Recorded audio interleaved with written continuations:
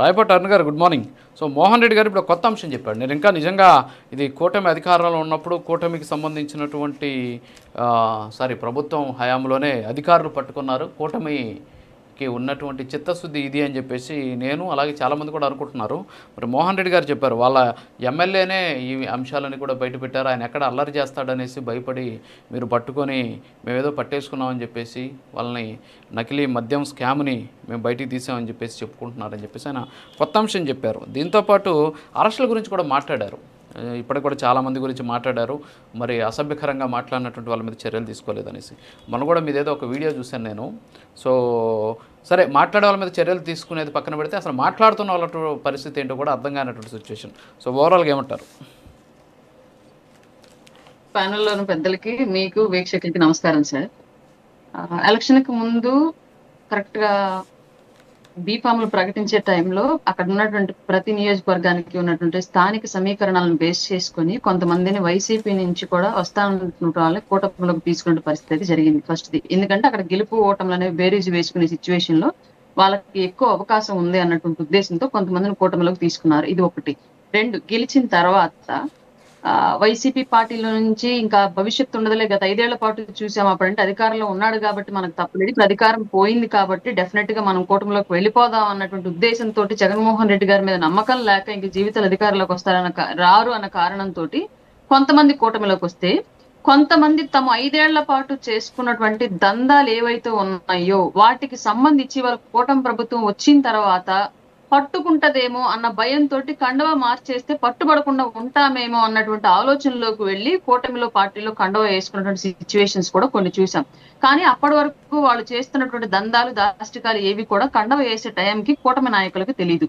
వేసిన తర్వాత కాలక్రమేణా కొంతమంది ఏం జరిగిందంటే ఇప్పుడు ఈ విషయం ఓపెన్ గా ఒప్పుకోవాలి నేను, ఎందుకంటే మళ్ళీ కూటమిలో ఉన్నాను కదని కొన్ని కవర్ చేస్తే భవిష్యత్తులో ఓటమికి మేమే కారణాలు అయిన వాళ్ళం అవుతాం. మరీ భజన చేస్తే గ్రౌండ్ లో జరుగుతున్నట్టు కొన్ని తప్పిదాలని లైట్ గా తీసుకొని అదే కంటిన్యూ చేస్తూ ఉంటే వీళ్ళు కూడా చూసి చూడనట్టుగా వదిలేస్తూ ఉన్నారు కొంతమంది ఎమ్మెల్యేలు కొన్ని ప్రాంతాల్లో. అది ఏ పార్టీ, ఈ పార్టీ ఆ పార్టీ అని లేదు, కూటమిలో ఉన్నటువంటి అన్ని పార్టీల్లో కూడా కొంతమంది ఎమ్మెల్యేలు గ్రౌండ్ లో వైసీపీ టైం నుంచి జరుగుతున్నటువంటి తప్పిదాలని మరలా కండువా మార్చినటువంటి నాయకుల ద్వారా కంటిన్యూ అవుతున్నా కూడా చూసి చూడనట్టు వదిలేస్తున్నారు. ఎందుకంటే అక్కడ ఓటు బ్యాంకు ముఖ్యం మాకు అన్న కాన్సెప్ట్ లోకి వెళ్ళారో, లేదంటే స్థానికంగా ఎంతో కొంత వాళ్ళ వల్ల మాకు పనులు అవుతున్నాయి కదా అన్నట్టు ఉద్దేశంతో వెళ్ళారో తెలియదు కానివ్వండి, ఈ విషయాన్ని అయితే యాక్సెప్ట్ చేస్తూ ఎంకరేజ్ చేస్తూ వెళ్ళిపోతున్నారు.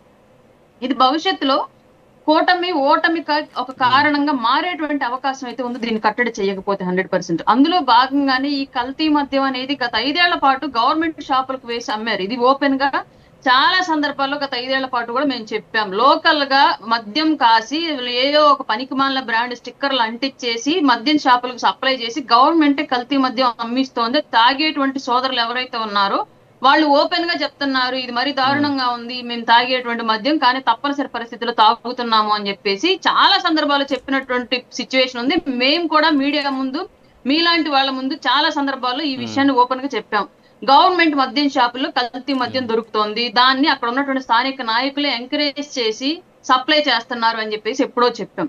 ఇవాళ మరలా సేమ్ కల్తీ మద్యం అనేది ఇవాళ ఒక టీడీపీ నాయకుల యొక్క ఆధ్వర్యంలో కనిపించింది అని చెప్పేసి వాళ్ళ వార్త మనం చూసాము. ఇదే మద్యాన్ని ఇవాళ గతంలో 5 ఏళ్ల పాటు ఎవరైతే తయారు చేసి అమ్మారో వాళ్ళు అదే దందాన్ని కంటిన్యూ చేస్తూ వాళ్ళ ప్రైవేట్ మద్యం షాపులకు అమ్ముతున్నటువంటి ప్రక్రియని వాళ్ళు బయటపడినటువంటి విషయాలు. దీన్ని ఇక్కడ మనం ఇంకొక విషయాన్ని ఎంకరేజ్ చేయాలి. ఎందుకంటే ఇదే విషయం కనుక వైసీపీ టైంలో జరిగితే అసలు బయటకు కూడా వచ్చేది కాదు.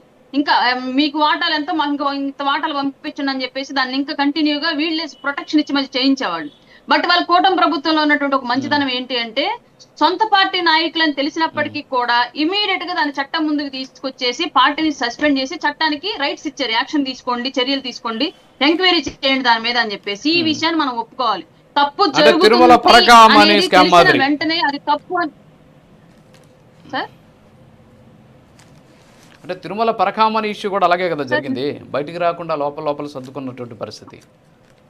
అవునండి, గత 5 ఏళ్ల పాటు అసలు ఏకంగా అది స్పందనలో కూడా పెట్టి వీళ్ళే పంచాయతీ చేశారని చెప్పేసి తెలిసిన విషయం ఇది క్లియర్ గా. అంత పెద్ద కుంభకోణం జరిగితే ఒక టీటీడీలో అన్ని కోట్ల రూపాయల డబ్బు ఫ్రాడ్ జరిగితే ఏదో చిన్న పెట్టి కేసు లాగా మధ్యలో అక్కడ బొమ్మల కరుణాకర్ రెడ్డి గారు కూర్చొని సెటిల్మెంట్ చేసి పంపించారంట. ఎలాంటి చట్టపరమైన శిక్షలు లేవు, చట్టం ముందులోకి తీసుకురాలేదు. ఆ విషయం చట్టం పరిధిలోకి వచ్చిన విషయాన్ని కూడా వాళ్ళ చేతుల్లోకి తీసుకొని సైలెంట్ చేసేశారు. ఆ సిచ్యువేషన్ వాళ్ళ కూటమి ప్రభుత్వం వచ్చిన తర్వాత జరగట్లేదంటే ఇక్కడ నాయకులు గుర్తించాల్సిన విషయం ఒకటి, క్యాడర్ గుర్తించాల్సిన విషయం ఒకటి. మీరు చేసేటువంటి తప్పిదాలను పార్టీలు భరించడానికి సిద్ధంగా లేవు, ప్రభుత్వం ఎంకరేజ్ చేయడానికి సిద్ధంగా లేదు. ఈ విషయాన్ని గమనించాలి మీరు. గత 5 ఏళ్ల పాటు ప్రభుత్వం తప్పులను ఎంకరేజ్ చేసింది కదా, మీ తప్పులన్నింటినీ కాపుగాసి కాపాడింది కదా, మీ పాపాల్లో భాగస్వామి అయ్యింది కదా, మీ అవినీతిలో అర్ధ భాగం తీసుకుంది కదా అని చెప్పేసి ఇవాళ కూటమి ప్రభుత్వం వచ్చిన తర్వాత కూడా అదే పందా అవలంబిస్తాము అంటే కూటమి ప్రభుత్వంలో అది కుదరదు. అధిష్టానాల దృష్టికి వెళ్ళింది అంటే మీరు చేసేటువంటి తప్పు మీ మీద వేటు తప్పదు అన్న విషయాన్ని ఇప్పటికే చాలా విషయాల ద్వారా తెల్లడం అయ్యాయి. ఆడపిల్లల్ని వేధించిన విషయంలో కానివ్వండి, లేదా వేరే ఇంకేదైనా కారణాలతో కానివ్వండి, చాలా విషయాల్లో ఇప్పటికే కూటమి పార్టీల నుంచి చాలా మంది మీద వేటు పడ్డటువంటి సిచ్యువేషన్ మనం చూసాం. అధికారంలో ఉన్నటువంటి ఎమ్మెల్యేల మీద కూడా వేటు పడ్డటువంటి విషయం మనం చూసాము.